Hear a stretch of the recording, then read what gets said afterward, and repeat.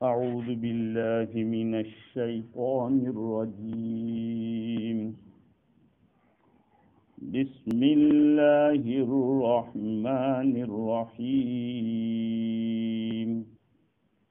يا أيها الذين آمنوا أطيعوا الله وأطيعوا الرسول وأولي الأمر منكم فإن تنازعتم في شيء فردوه إلى الله والرسول إن كنتم تؤمنون بالله واليوم الآخر ذلك خير وأحسن تأويلا. صدق الله العظیم. بزرگوں، پیارے بھائیوں، سورہ نساء کی آیت نمبر 59 کی تلاوت کی ہے میں نے. اس آیت کریمہ کے اندر بہت ہی اہم مضمون اللہ تعالیٰ نے بیان کیا ہے. یوں کہیے کہ فقہ کا فاؤنڈیشن بیان کیا ہے. ترجمہ یہ ہے کہ اے ایمان والو، تم اللہ کی اطاعت کرو اور رسول کی اطاعت کرو، اور تم میں سے اولو الامر لوگ ہیں ان کی اطاعت کرو. فَإِن تَنَازَعْتُمْ فِي شَيْءٍ، پھر اگر تم جھگڑا کرو، اختلاف کرو کسی چیز میں، تو اس کو اللہ اور اس کے رسول کی طرف لوٹاؤ، اگر تم اللہ اور آخرت کے دن پر ایمان رکھتے ہو. ذَلِكَ خَيْرٌ وَأَحْسَنُ تَأْوِيلًا، یہ ایک بہتر چیز ہے اور انجام کے لحاظ سے بہت اچھا ہے.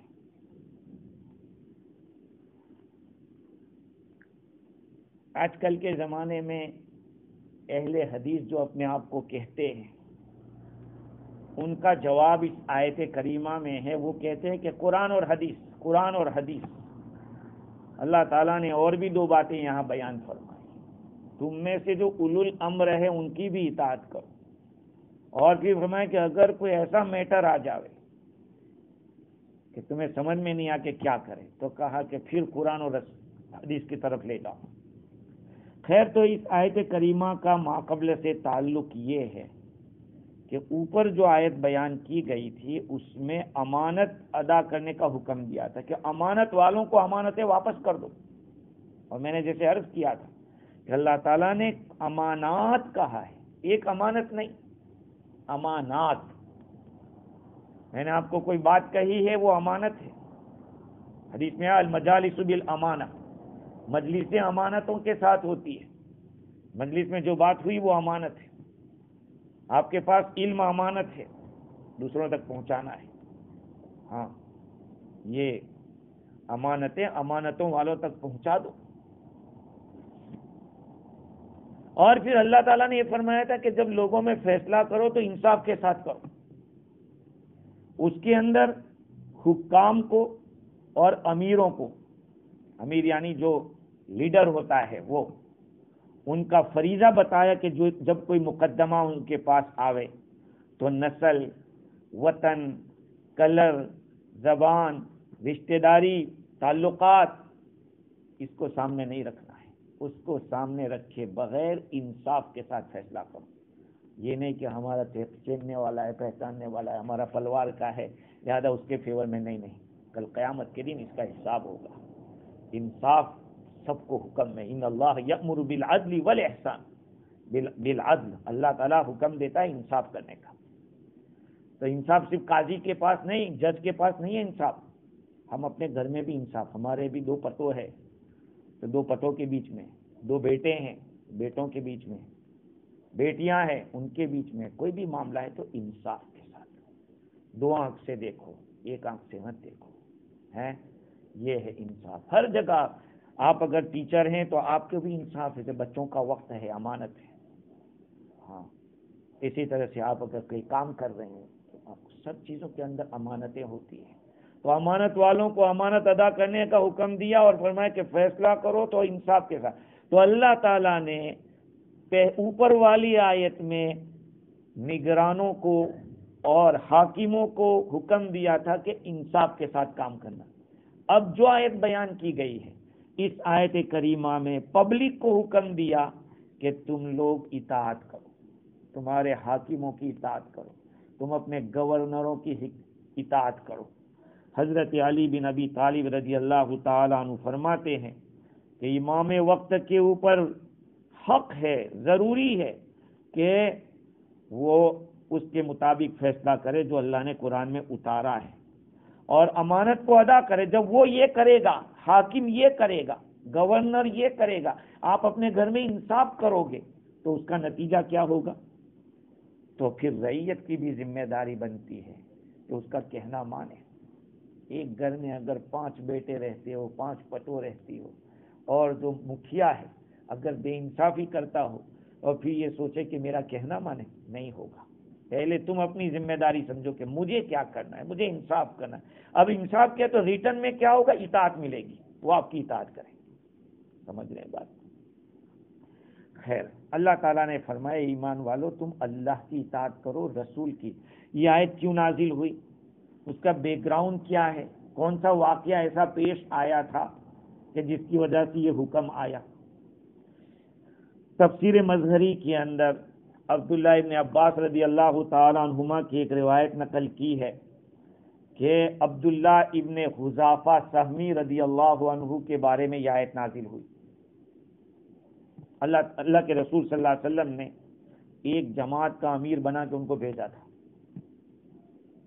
کسی بات پر کوئی ناراض ہو گئے، کہا آگ جلاؤ، سب کودو اندر۔ امیر کی اطاعت ضروری ہے، امیر کی اطاعت ضروری ہے۔ کہا کہ یہ آگ بھڑکائی، اس میں سب کود پڑو۔ بعض لوگوں نے منع کیا کہ نہیں، بعض لوگوں نے ارادہ کر لیا کہ امیر کا حکم ہے۔ اللہ تعالیٰ نے فرمایا کہ ایسا نہیں ہے کہ ہر بات کو مانا جائے، اللہ کی نافرمانی ہوگی اس میں تو نہیں مانیں گے۔ اس وقت یہ آیت نازل ہوئی۔ دوسرا واقعہ مظہری میں یہ بھی لکھا ہے، جس کو ابن جریر اور ابن ابی حاتم نے سدی کے حوالے سے نقل کیا۔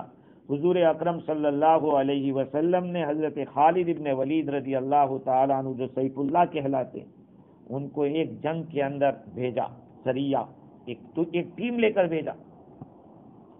اس ٹیم کے اندر حضرت عمار بن یاسر رضی اللہ تعالیٰ عنہ تھے۔ یہ لوگ گئے اور اس قوم کی طرف گئے جہاں کا ان کا ارادہ تھا۔ صبح صبح وہاں پہنچ گئے، سب بھاگ گئے، پورے گاؤں والے، صرف ایک آدمی رک گیا، ایک آدمی رک گیا، اور یہ حضرت عمار بن یاسر رضی اللہ تعالیٰ عنہ کے پاس آیا۔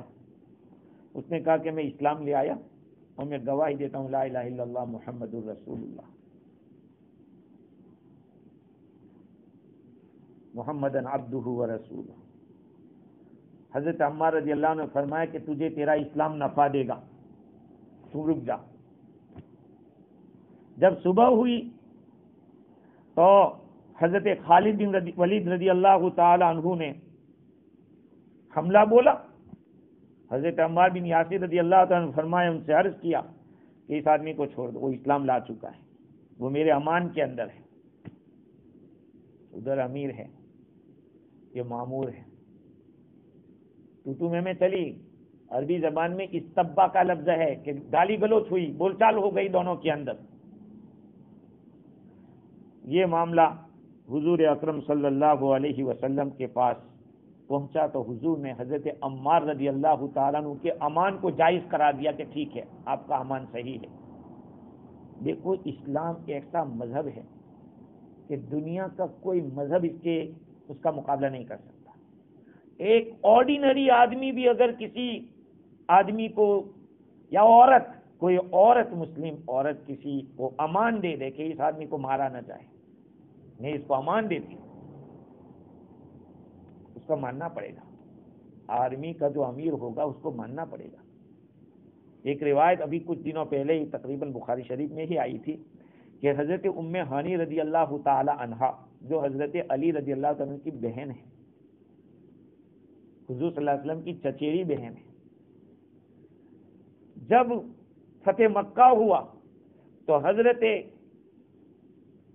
ام ہانی رضی اللہ تعالی عنہ کا شوہر کا بیٹا اور شاید اور کوئی رشتہ دار، 2 آدمی تھے.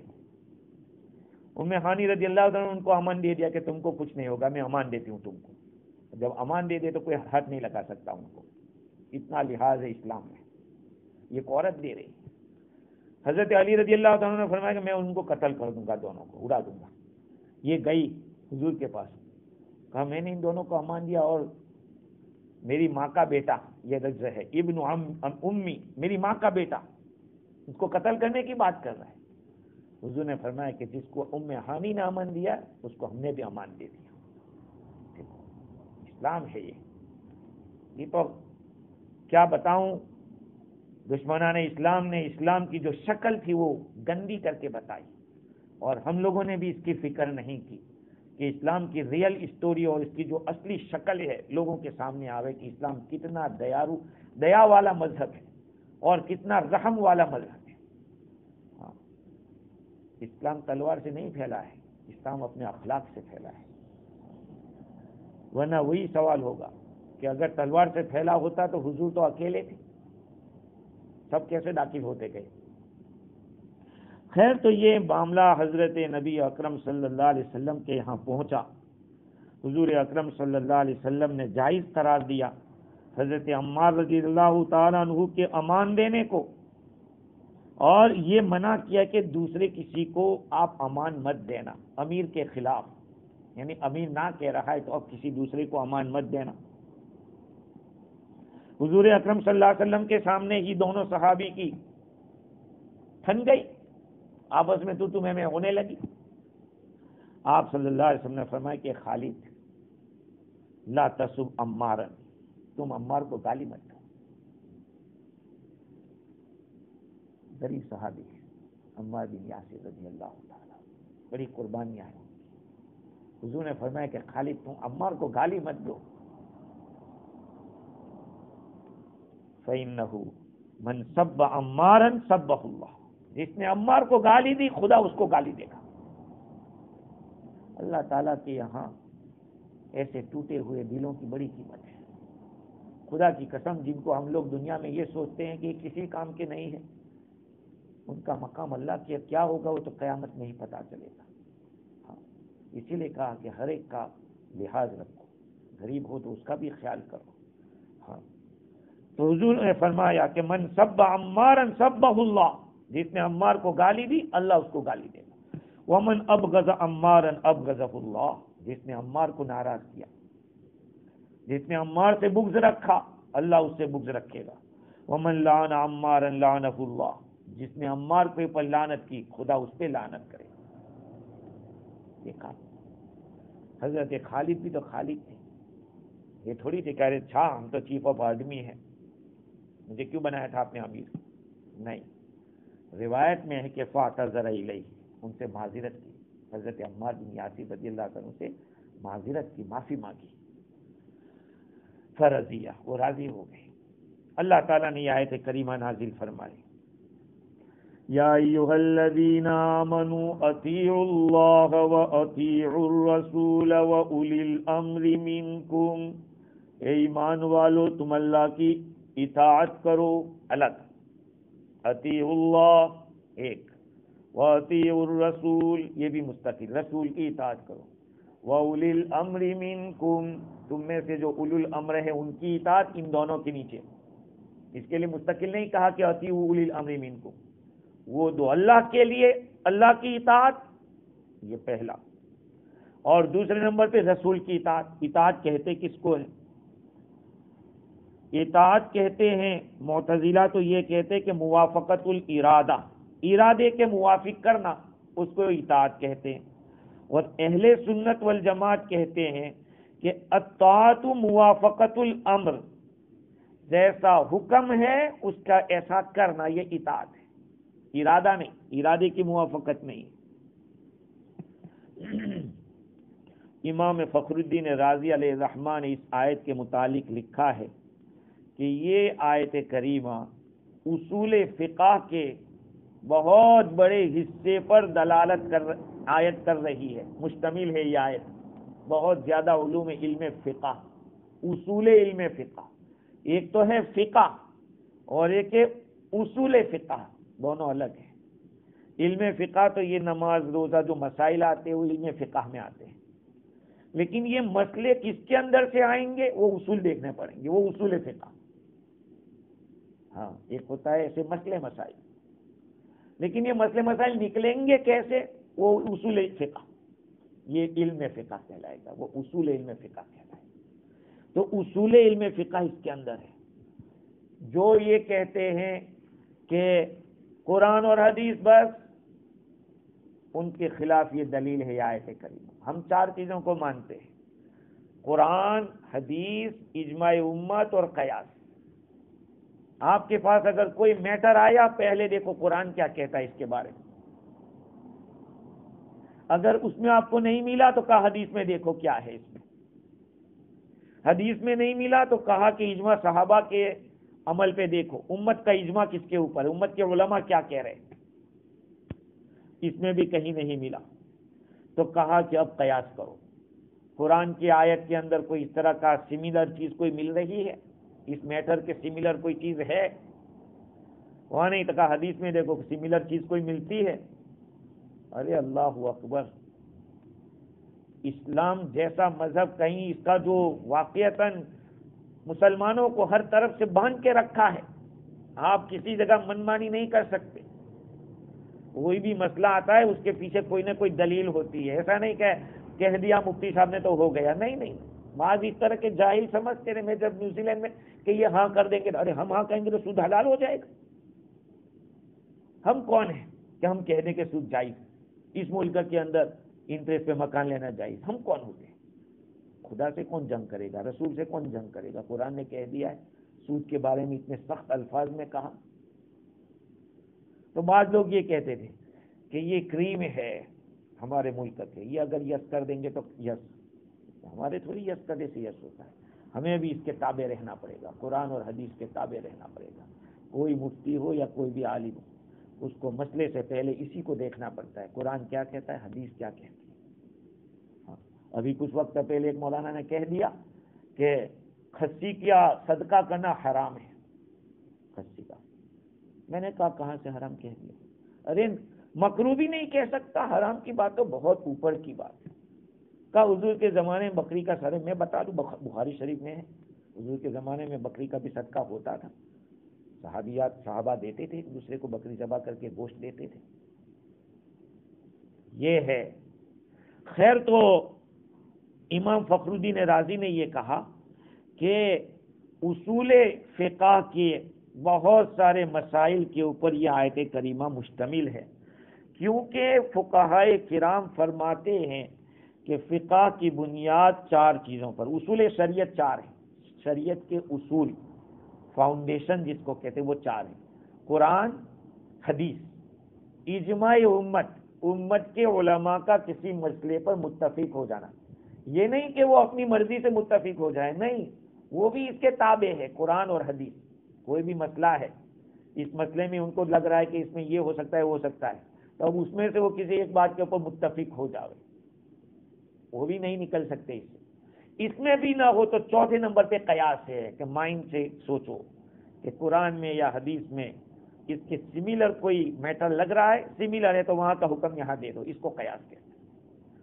تو یہ ترتیب کے ساتھ پہلے قرآن ہے، پھر حدیث ہے، پھر اجماع امت ہے، پھر قیاس ہے۔ تو اللہ تعالیٰ نے پہلے فرمایا یا ایھا الذین آمنوا، مجھے اور آپ کو خطاب کیا ہے، اے ایمان والو، اطیعوا اللہ، اللہ کی اطاعت کرو، اطیعوا اللہ۔ اللہ تعالیٰ کا کلام قرآن مجید اس کا کلام ہے، اسی کے الفاظ ہیں، تو یہی اسی کو قرآن کو کہا اطیعوا اللہ، اللہ کی اطاعت۔ پھر اسپیشل لفظ لائے اطیعوا الرسول، کیونکہ وہ بھی مستقل ہے، ایسے تو اللہ کے رسول کی بات وہی ہوگی جو اللہ کی ہوگی، لیکن پھر بھی رسول کا ایک مقام ہے اور حضور کی حدیثوں کی بھی ایک حیثیت ہے، مستقل حیثیت ہے، اس لیے اطیعوا الرسول۔ یہاں یہ سوال ہو سکتا ہے کہ رسول کی اطاعت وہی تو اللہ کی اطاعت ہے، تو پھر اطیعوا اللہ و اطیعوا الرسول الگ الگ بیان کرنے کی کیا ضرورت تھی؟ تو کہا کہ اصل میں بتلانا یہ چاہتے ہیں کہ لفظ کتاب اطیع اللہ کے اندر قرآن مجید، اللہ کے حکم پر چلو، جب یہ جانیں گے تو رسول کا حکم بھی معلوم ہو جائے گا، اور پھر سنت یعنی حضور صلی اللہ علیہ وسلم کی اطاعت، تو سنت یہ دلالت کرے گی حضور کے حکم کے اوپر، تو اللہ کا حکم قرآن سے، رسول کا حکم سنت سے، اطیع اللہ و اطیع الرسول وَأُولِي الْأَمْرِ مِنْكُمْ، اور تم میں سے اولو الامر کی بات مانو۔ کون ہے اولو الامر؟ کس کی بات؟ آپ کہیں گے کہ گورنر کی بات، حاکم کی بات۔ اگر حاکم کی ہر بات مانی جاتی تو بہت سارے شریعت کے خلاف بھی احکام ہیں، بہت ساری حکومتوں کے اندر ایسے احکام ہوتے ہیں جو خلاف شرع ہوتے ہیں۔ تو اولو الامر سے کیا مراد ہے؟ امام راضی فرماتے کہ اجماع امت مراد ہے، اس لیے کہ اللہ تعالیٰ نے اولو الامر کی اطاعت کا حکم دیا ہے۔ اگر اولو الامر سے مراد کوئی خاص آدمی ہوتا اللہ اور اس کے رسول کے سوا، تو پھر وہ تو غلطی بھی کر سکتا ہے، صحیح بھی کر سکتا ہے۔ اگر اللہ تعالیٰ نے حکم دیا کہ اولو الامر میں سے کسی کی بات مان لو، تب تو پھر معاملہ یہ ہوتا کہ اگر وہ غلط کرے گا تب بھی یہ سمجھا جائے گا کہ اللہ کی کہی ہوئی بات ہے۔ یہ تھوڑی گہری بات ہے۔ اتنی بات ہے کہ اولو الامر سے مراد امام راضی میں اجماع امت، اور اجماع سے کس کا اجماع ہوتا ہے؟ علماء کا اجماع ہوتا ہے۔ علماء، صحیح علماء اگر کسی بات پر جمع ہو جائے تو وہ بھی ایک مسئلہ ہے۔ مثال کے طور پر نشے میں کوئی آدمی طلاق دے دے، نشے کی حالت میں، پہلے تو یہ دیکھا جائے گا کہ نشہ حلال تھا یا حرام تھا۔ حلال حرام آپ کہیں گے کہ حلال نشہ ہوتا ہے، بھائی گولی ہے، دوائی، ایسی دوائی ہے کہ اس کے بغیر آدمی کو اچھا نہیں ہونے والا ہے، تو علماء نے اجازت دی کہ ایسی دوا کہ اس کے سوا کوئی دوائی نہیں ہے اور اس میں نشہ ہے تو بھائی کھا لے، تیری صحت ٹھیک ہو جائے، تو طبیعت صحیح ہو جائے۔ تو یہ تو حلال دوائی کھائی اس نے، یہ اس سے اس کو نشہ ہو گیا اور اس نشے میں اس نے بول دیا، تب تو تمام علماء فرماتے کہ نہیں، طلاق واقع نہیں ہوگی۔ لیکن حرام نشہ کے جس کو شراب پینا ہے اور پی کر اس نے طلاق دی ہے، تو مجھے یاد ہے کہ اس کے اوپر انڈیا میں سیمینار ہوا تھا، تو سیمینار میں علماء کی رائے آئی، تو کچھ علماء کہتے تھے کہ طلاق ہو جانی چاہیے، اکثر یہ کہتے تھے، کچھ نے کہا کہ نہیں ہونی چاہیے۔ میں تو کہتا ہوں ہونی چاہیے، میں بھی اسی کا یہ کہتا ہوں کہ ہو جانی چاہیے، کیونکہ جو آدمی شریعت کے خلاف کر رہا ہے اس کو ریلیف نہیں ملنی چاہیے، اس کو چھٹی نہیں ملنی چاہیے، کیونکہ کوئی اچھا کام تھوڑی کیا تھا اس نے۔ اور دوسری بات یہ ہے کہ شراب پینے سے عقل تھوڑی چلی جاتی ہے، عقل تو رہتی ہے۔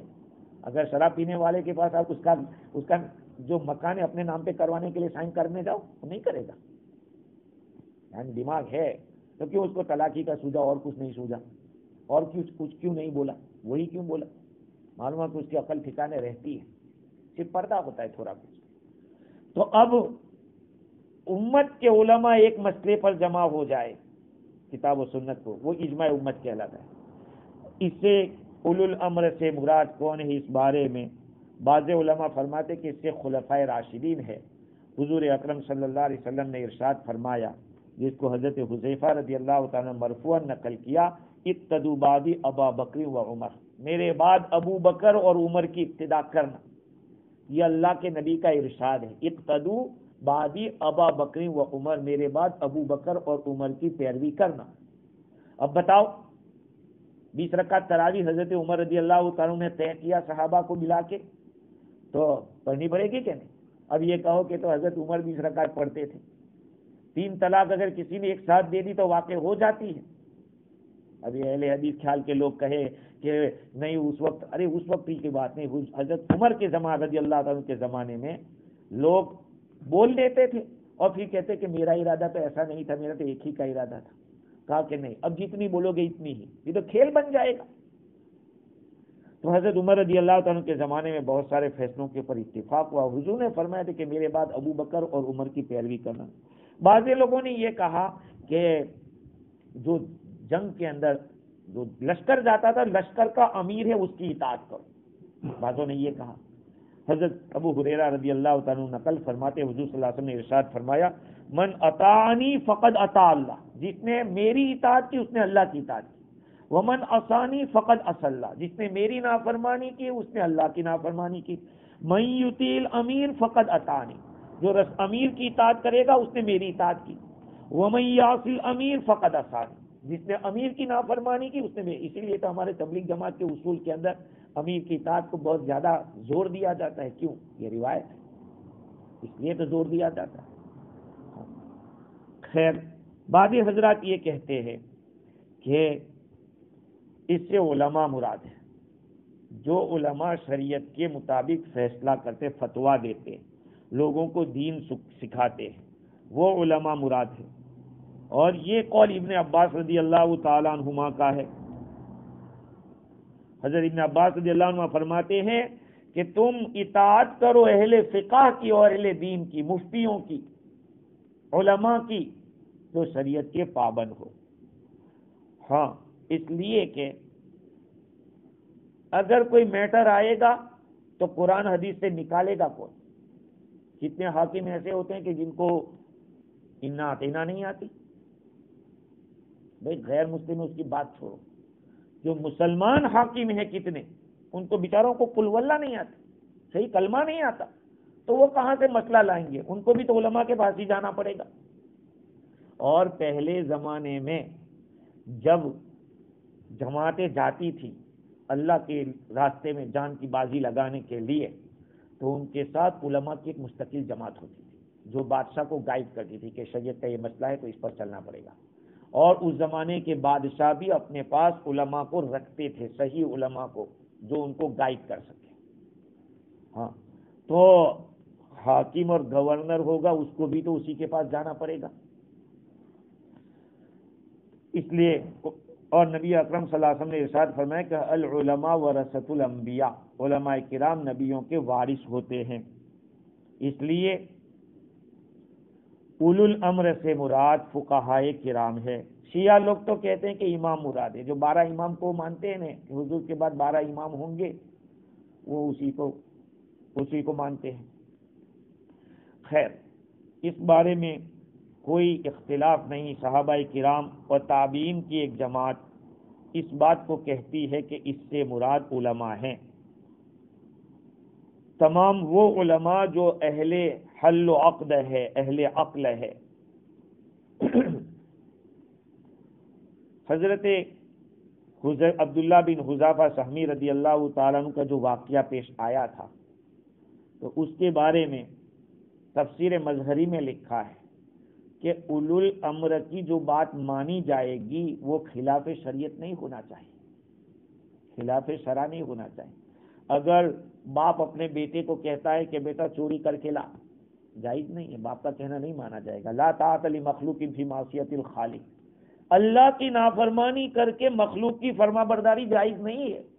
تو حاکم اگر خلاف شرع حکم دیتا ہے تو اس پہ عمل نہیں کیا جائے گا۔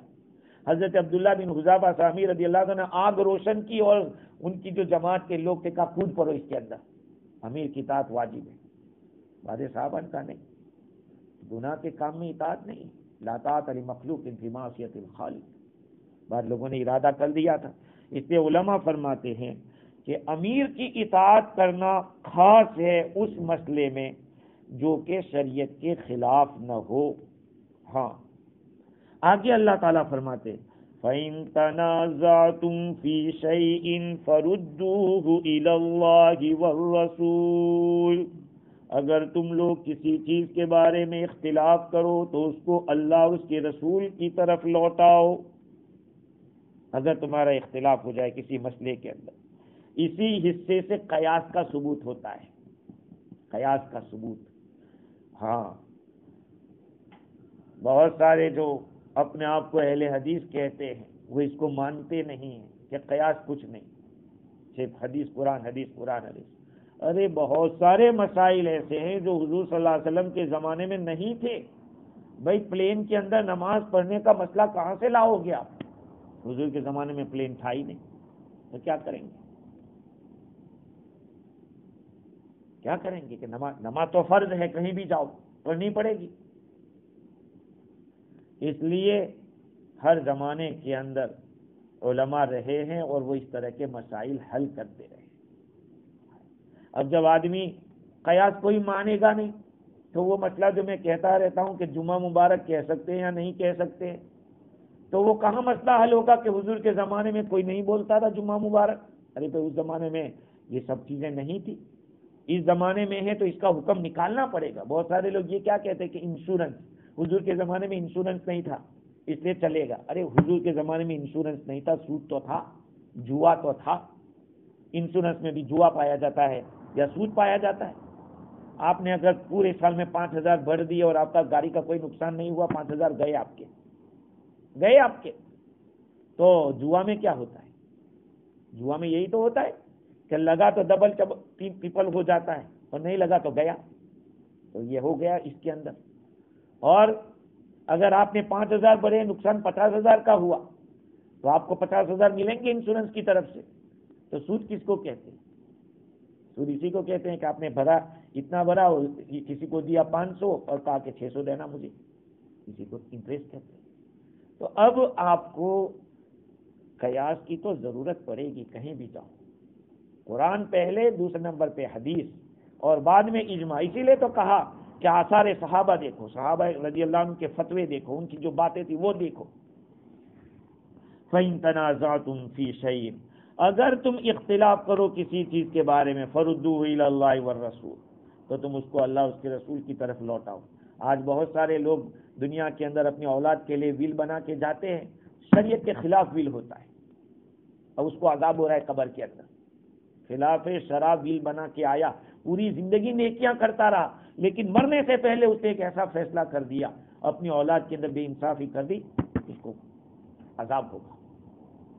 اس لیے چاہیے کہ کتاب اللہ کیا کہہ رہی، قرآن میں کیا ہے، تقسیم کس طرح سے کیا جائے گا، علماء سے پوچھیں. ہاں، آپ کو اگر کوئی لڑکا بہت پیارا ہے تو شریعت نہیں کہتی ہے کہ تم اس کو زیادہ دے دو، نہیں. اس کے راستے ہیں اور شریعت نے اس کے لیے اصول بنائے ہیں. آج ہمارے یہاں یہی ہو رہا ہے. ماں باپ کے پاس علم نہیں تھا، انہوں نے کر دیا، لڑکیوں کو کچھ نہیں، اس کو کچھ نہیں، میرے اس کے لڑکے کو اسی کو نہیں ہے. میرے بھائی، قیامت میں پکڑ ہوگی اس کے اوپر. اس لیے چاہیے ہم لوگوں کو کہ ہم دین حاصل کریں، ہم علماء سے پوچھیں کہ اس میٹر میں ہم کو کیا کرنا ہے، شریعت ہمیں کیا بتاتی. یہ آیت آپ دیکھ رہے ہیں، میں جو پڑھ رہا ہوں اس کا ترجمہ یہی ہے. فَإِن، پھر اگر تنازعتم فی شیء، تم اختلاف کرو، جھگڑا کرو. تنازع کہتے ہیں جھگڑنے کو. تم اگر جھگڑا کرو، اختلاف کرو، فی شیء، کسی چیز کے بارے میں، فردوہ الی اللہ، تم اس کو لوٹاؤ اللہ کی طرف، یعنی قرآن کی طرف، والرسول، اور رسول کی طرف یعنی حدیث. ان کنتم تؤمنون باللہ والیوم، اگر تم اللہ اور آخرت پہ ایمان رکھتے ہو تو تم کو یہ کرنا پڑے گا. ذالک خیر واحسن تأویلا، یہ بہتر ہے اور انجام کے لحاظ سے بھی اچھا ہے. یہ آیت دلالت کر رہی ہے اس بات کے اوپر کہ قیاس کے اوپر قرآن اور حدیث کو مقدم کیا جائے گا. اگر قیاس قرآن و حدیث کے موافق ہے تب تو صحیح ہے، ورنہ اس کے خلاف ہے تو اس کو ریجیکٹ کیا جائے گا. ایک حدیث شریف میں آیا، نبی اکرم صلی اللہ علیہ وسلم نے ارشاد فرمایا، صحابہ سے فرمایا، تم جانتے ہو کہ سب سے پہلے اللہ تعالی عرش کے سائے کے نیچے کون آئے گا؟ سب سے پہلے کون جائے گا؟ صحابہ نے عرض کیا، اللہ اس کا رسول زیادہ جانتا ہے. فرمایا، آپ صلی اللہ علیہ وسلم نے ارشاد فرمایا کہ وہ لوگ ہیں جب حق جن کے سامنے آ جائے تو فوراً قبول کر لیتے ہیں، آرگیو نہیں کرتے. ارے آج تک تو ایسا تھا، آپ کیسی بات کر رہے ہو، آج تک ہم کو کسی نے نہیں بتایا، آپ تو سب نئی نئی بات کر رہے ہو، ایسا کہتے ہیں. ارے بھائی ہم قرآن سے سنا رہے حدیث. تو جب حق آتا ہے اس کو قبول کر لیتا ہے، نمبر 1. اور جب ان سے سوال کیا جاتا ہے تو مال خرچ کرتے ہیں. ہاں دیکھو، کبھی ایسا ہوتا ہے کہ جو لائق نہیں اور مانگنے کے لیے آ گیا تو آدمی سوچے گا اس کے بارے میں، میں اس کو دوں یا نہ دوں، وہ تو صحیح ہے، لیکن ضرورت ہے تو اس کو خرچ کرنا چاہیے. اور تیسرا، جب وہ فیصلہ کرتے ہیں تو ایسا انصاف والا اور عادلانہ کرتے جیسے وہ اپنے لیے کرتے ہو، انصاف کے ساتھ. تو اللہ تعالیٰ نے فرمایا کہ ذالک خیر و احسن تأویلا، یہ اس طرح سے کرنا یہ تمہارے لیے اچھا ہے انجام کے لحاظ سے۔ آدمی اگر یہ کرے گا، قرآن اور حدیث کے سامنے جب لے جائے گا اپنے کو، تو پھر غلطی سے بچے گا۔ جب اس لیے کہ قرآن آیا ہی اس لیے ہے جو قانون حیات ہے، ہماری زندگی کا لو ہے۔ اب اگر ہم منمانی سے چلتے رہے، اپنا ایک سیٹنگ ہے، بہت سارے لوگوں کا ذہن ماڈرنائز والا ہوتا ہے تو وہ اس کو سامنے رکھتے ہیں۔ اب ان کے خلاف وہ آ گیا تو اس کو کہتے کہ نہیں، بعض لوگ کہتے ہیں کہ اس زمانے میں نہیں چلے گا۔ نہیں چلے گا، قرآن تو قیامت تک کے لیے آیا ہے، تو نہیں چلے گا یہ کہو۔ قرآن کا جو ہے وہ تو قیامت تک کے لیے آیا، اور اللہ نے یہ فیصلہ کر رکھا ہے۔ ہمارے نبی بھی قیامت تک کے لیے نبی ہے، یہ نہیں کہ اس زمانے تک تھے بس بات خلاص ہو گئی، نہیں، آپ صلی اللہ علیہ وسلم کی نبوت قیامت تک کے لیے۔ اللہ تعالیٰ مجھے بھی اور آپ کو بھی دین کی بصیرت عطا فرمائے۔ یہ قرآن ہے میرے بھائیو، کوئی کھیل نہیں ہے، اس کو اپنی زندگی میں لاؤ، اپنے ہر عمل کو پوچھو علماء سے کہ اس میں کیا کرنا ہے، اس کا کیا حل ہے۔ سبحان اللہ بحمدہ، سبحانک اللہم وبحمدک، ونشہد ان لا الہ الا انت، نستغفرک ونتوب الیک برحمتک یا ارحم۔